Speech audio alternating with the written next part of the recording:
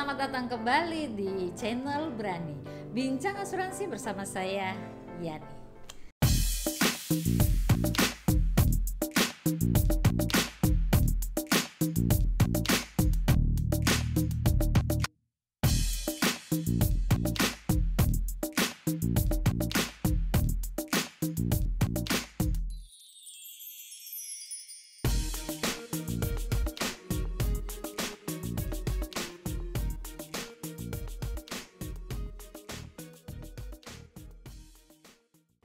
Kita masih di Rumah Asuransi Indonesia dan kali ini kembali lagi kita bersama seorang pelaku sejarah sistem jaminan sosial nasional dan juga pelaku sejarah di dunia asuransi.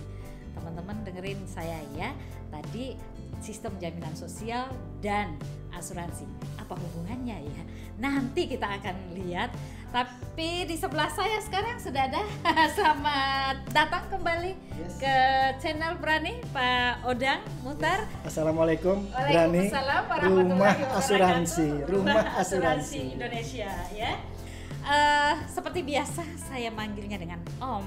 Om itu sebenarnya singkatan dari Odang Muhtar. Oke teman-teman, kita akan melanjutkan perkenalan dengan Om ya. Beliau itu sejak tahun 1975, udah lama banget ya. Nah, ada yang belum lahir pada saat itu di sana ya. Persisnya persiapan Aztek. Betul, itu pada saat persiapan Aztek itu asuransi tenaga kerja. Iya, asuransi sosial. Oke. Nah, jadi tadi sudah saya sampaikan berarti pelaku, benar-benar pelaku sejarah ya, bayangin tahun 75 gitu ya. Tahun 75 saya masih SD, masih SD Om gitu ya. Terus kemudian tapi saat ini beliau juga masih aktif sebagai Direktur Utama di PT Dana Supra Era Pasifik TBK ya Om ya. Dan juga masih berkecimpung di dunia asuransi. Yes. Betul ya? Paling tidak mengamati. Ya, paling tidak menjadi pengamat yang sangat bisa mengamati dengan baik. Kenapa? Karena pelaku sejarah gitu ya. Nah, terus kemudian tadi saya katakan ini sangat berkaitan dengan ketenaga kerjaan sebenarnya ya. Beliau juga adalah anggota tim persiapan asuransi sosial tenaga kerja itu tahun 1977 dan tahun 2002 kembali lagi menjadi anggota tim penyusun rencana undang-undang sistem jaminan sosial nasional itu tahun 2002 yang kemudian diberlakukan di tahun 2004. Ditandatangani 2004. Ditandatangani 2004. Oke, kita akan bicara lebih jauh mengenai sistem jaminan sosial, terutama BP Jam Sostek ya. Kemudian nanti apa kaitannya sih dengan asuransi gitu ya. Oke, tapi sebentar kita istirahat sejenak.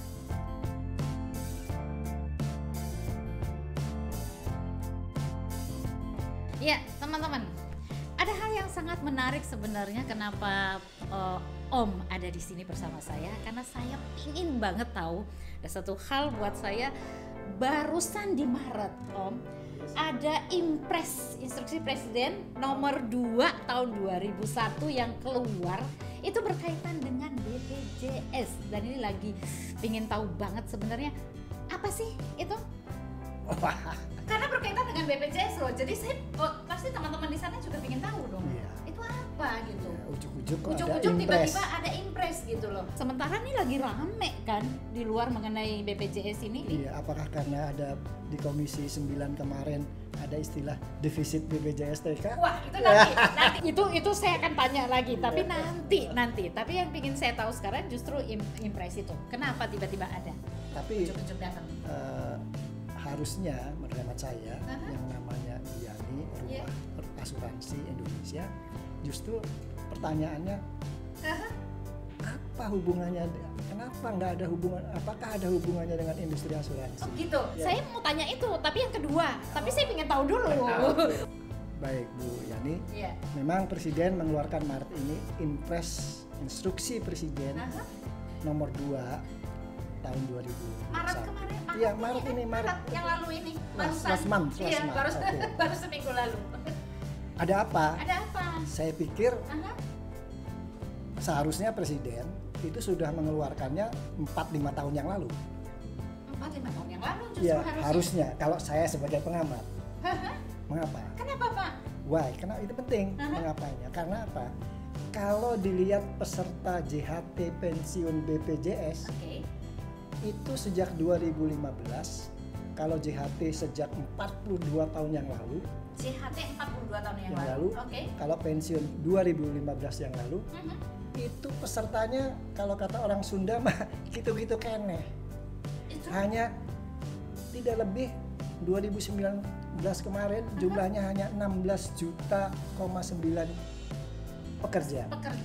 Padahal buruh formal saja itu 54 juta.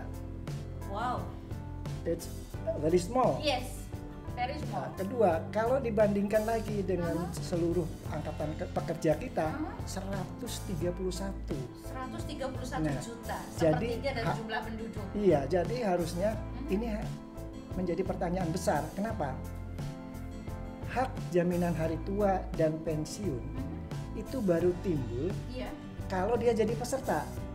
Kalau tidak jadi peserta, artinya dia terbukti sekarang menjadi beban generasi sandwich. Sebentar Pak. Ngerti sandwich nggak? Sandwich itu makanan. Iya. Jadi dia berada di tengah-tengah nih. Iya, ada sekarang milenial sekarang Iya. itu generasi sandwich. Kenapa? Iya. Dia harus menanggung tanda kutip dosa orang tuanya karena tidak mempersiapkan jaminan hari tuanya. Apakah melalui asuransi ataukah apalagi yang compulsory, yang wajib. Yang dasar provident sistem jaminan sosial. JHT pensiun pasti kecil, tidak boleh besar karena itu menyangkut tanggung jawab negara. Tapi yang di atasnya itu perannya industri asuransi harusnya. Jadi makin besar peserta JHT pensiun harusnya membuka peluang lebih besar di industri asuransi dan menyelamatkan, this is the most important thing, instruksi ini menyelamatkan APBN kita di tahun 2035, mulai 2035 nanti ya. Mengapa 12 tahun yang akan datang? Sekarang saja itu orang tua, artinya dia terima pensiunan atau bansos atau numpang generasi sandwich tadi itu 28 juta. And the next future time 12 tahun akan datang itu menjadi 49 juta orang. Nah, jadi kalau impres ini tidak dilaksanakan dengan baik, artinya kita akan membiarkan generasi sandwich berkhianat lagi menjadi beban untuk APBN generasi yang akan datang. Gitu kan? Disinilah peran asuransi itu memang kan asuransi sosial, asuransi jiwa, dana pensiun itu adalah melihat masa depan. Tidak mendahului Allah. Tentu masing-masing ada porsinya, ada takdirnya. Tapi kan kita sebagai bangsa ingin mempunyai harga diri.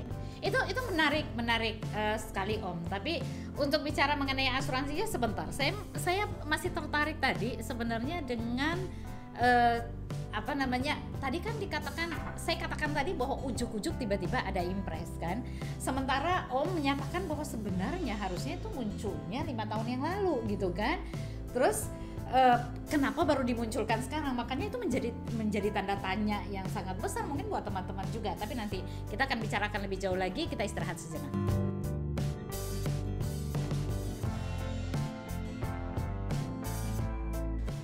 Oke, teman-teman, tadi saya katakan ada yang buat saya sangat menarik untuk saya elaborasi lebih jauh dan minta pendapat make sure dari Om ya.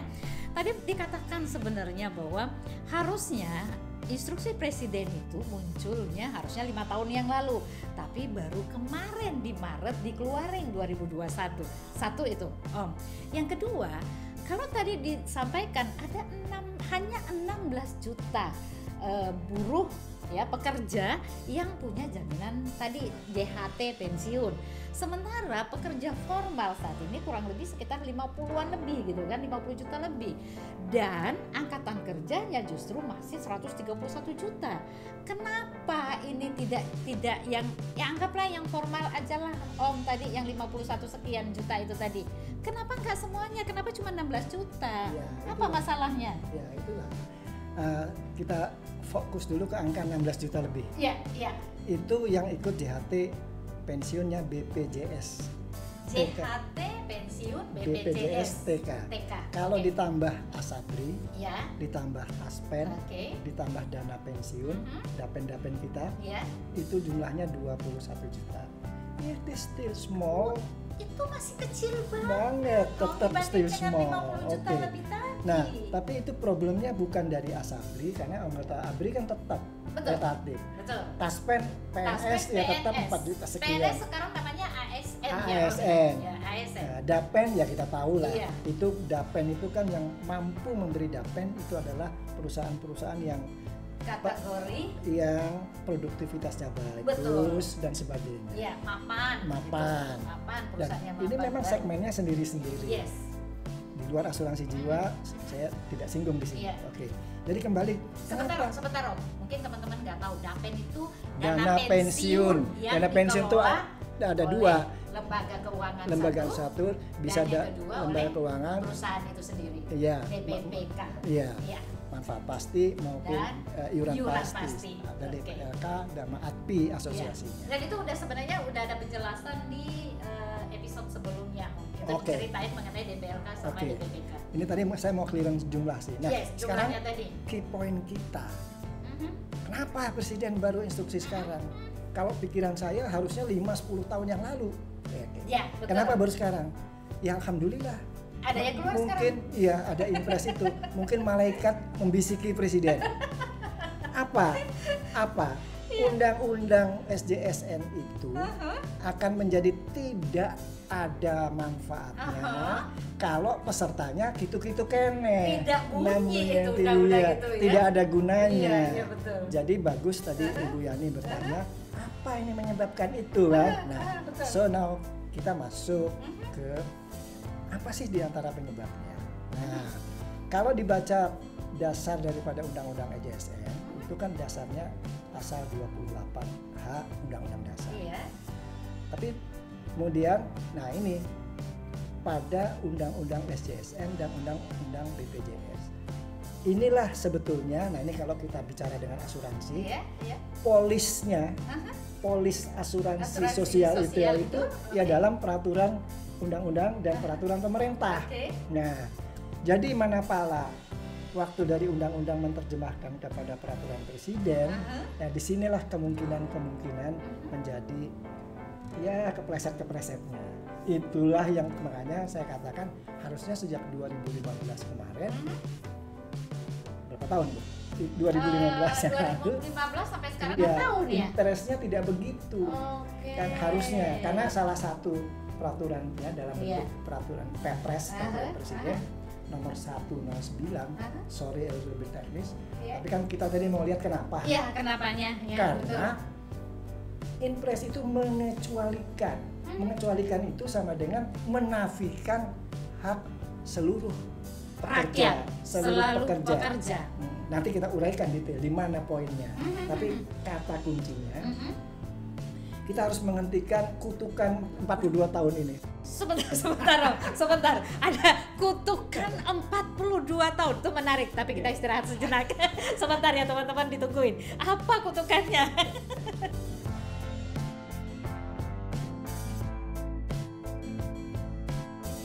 Teman-teman, tadi dengerin ya. Ada kutukan, ngeri loh dengerin ini. Kutukan 42 tahun. Pingin tahu dari Om, kutukan itu apa sih 42 tahun? Udah lama banget. Saya ngeri nyebutnya, tetapi karena ini fakta. Itu fakta? Iya, faktanya di mana? Kita pada waktu melaksanakan undang-undang peraturan pemerintah tahun 77 Astek. Itu sebetulnya sudah sadar bahwa harusnya sudah sadar. Iya, pada saat itu. Ini baru efektif kalau pesertanya tambah. Iya. Makanya zaman Soeharto nih, ada peserta yang ke 5 juta dirayakan di istana. Oh, zaman itu begitu peserta 5 juta dirayakan di istana. Kenapa? Kita sadar peserta yang rendah jaminan sosialnya juga rendah. Berarti proteksi pada rakyat juga rendah. Nah, tetapi kita sampai di situ saja. Terbukti kenapa saya sebut kutukan. Kita belum bisa merubah mindset ini tadi. Mindset siapa, Om? Mindset siapa nih? Yang terutama pemerintah terutama pemerintah dan publik dan masyarakat terutama industri kalangan perusahaan, bahwa ketentuan ini baru efektif kalau jadi peserta. Walaupun peraturan perundangannya nyebut kalau tidak ikut maka hak karyawan itu dibayar oleh perusahaan. Tapi kan tidak semua perusahaan sadar dan punya duit. Dan sanggup. Bayangin, sanggupkah perusahaan membayar pensiun berpuluh-puluh tahun walaupun kecil? Administrasi dan sebagainya. Oke, sekarang kita kembali kutukan. Jumlah pesertanya ya itu tadi, selalu daftar aja, selalu tidak bisa mendekati jumlah pekerja formal maupun informal. Sebentar, Om. Aku kan tadi waktu zamannya Presiden Soeharto waktu itu kan setiap 5 juta itu kan dirayakan. Bukan, pas dapat peserta ke 5 juta dirayakan. Saya ingat di istana. Nah, itu ke 5 juta itu buruh di Lok Semawe Aceh. Diundang ke istana. Ya, itu konsepnya apa? Kita ingin menyadarkan publik peserta itu penting. Nah, dari tahun berapa itu Om sekarang 16 juta doang, peningkatannya seperti apa? Nah ya makanya istilah saya bro, makanya dikatakan kutukan. Halo, generasi sandwich. Generasi sandwich, saya sebut kutukan karena itu tadi, kok angkanya kecil. Padahal kalau kita nanti tidak memiliki jaminan hari tua dan pensiun yang diatur oleh negara maupun dari asuransi maupun dana pensiun, kita akan menjadi beban generasi berikutnya juga. Dan negara juga. Sekarang kita mengalami itu. Berapa orang miskin yang dapat bansos? Benar. Karena pasti banyak orang tua. Fakir miskinnya. Berapa triliun kita ngeluarin? Padahal kita udah ngitung tuh dalam buku saya yang terakhir.